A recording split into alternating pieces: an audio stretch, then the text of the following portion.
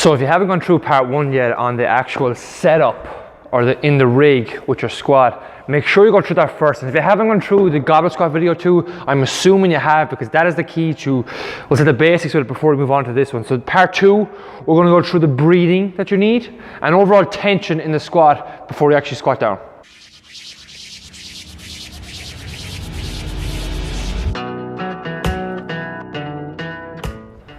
Now the breathing stuff itself is massive, because if you cannot create that intra-abdominal pressure that you need to come down your squat, you will get buckled every single time.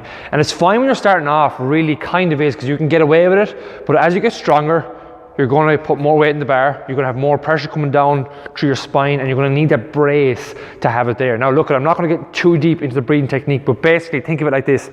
If you have a tire around your waist, and you put air into that tire, you're going to have pressure in it. You're going to have a solid base. Whereas if the tire is flat, you're going to have no base. So think of it like when you're taking a breath in, let's say deep into your nose and down, and push it down deep in towards your diaphragm. Little phrase I like to use here with the lads in the gym is push the air down into your balls, because it does give you a good inclination of how to do it right. You're basically taking your air, you're putting it down in your lower diaphragm, and you're expanding that. So it's here. And bracing it up. You're not taking a breath in and going, because once you do that, you have nothing down below to mine your spine. Again, think of it like a balloon or a tire inside you. You're regarding your whole spine with that. So let's just take a look at it from a different angle. This is very, very handy if you have a straw or breathing through your nose first, because after you do that right, you can breathe in through your mouth. But look at it like this. You're getting your air in, you're trying to put it down here in a basic sense. So it's, and locking it in. I'm holding that there. So I can hold it, I am braced up all around there. So when I go down my squat, I'm gonna have a solid base. When I come back up, I can let a short burst of air out, take a re-breath, and I can go again. Make sense? What you're not looking for is this big, massive shoulder breathing. Put your hand on your stomach. Focus on taking the breath in, expanding it, and as you let the breath out through your mouth slowly, push your stomach down.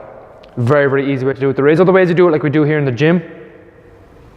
But that is just to help you get a quick inkling in it before we go under the tension techniques. Because once you start the breathing, you can only get better at it, I think, anyway, if you're doing it right.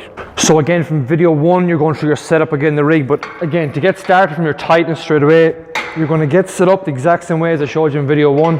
And from here, watch, when you're getting ready to go, think about snapping that bar in 2. So you're snapping that bar in 2, you're unracking, and that's step 1 with your tightness. You've got your upper back rock solid tight from there.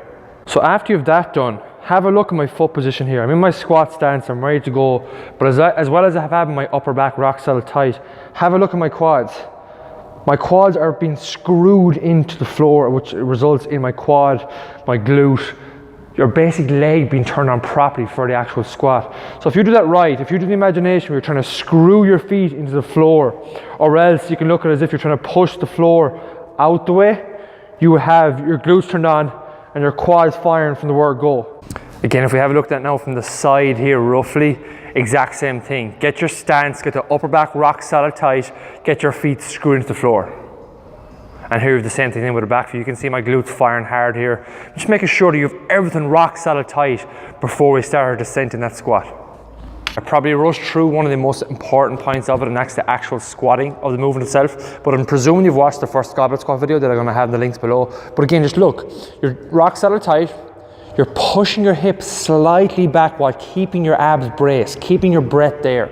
And then you're spreading that floor apart as you descend in your squat. As you're coming up, you want to think about it, really exploding your legs through that floor, and just making sure you're using your legs fully and you're not doing some sort of weird hip movement, or let's say not hip movement, sorry, an upper back or lower back movement on the way back up, which I've seen many times before.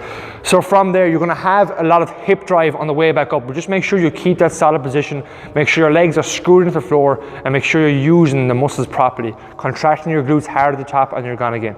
Hopefully this video was helpful. On the next one, I'm going to run through some mobility hacks to make sure that your squat is not, let's say, dog shit ugly, and you can get the most out of it. And as well, if you think you know any lads or ladies that might benefit from this video or does have a kind of not the best squatting technique, make sure to share with them, tag it or like it below, do whatever you want with it. Thanks for watching. Hopefully you'll subscribe, and we'll chat to you soon.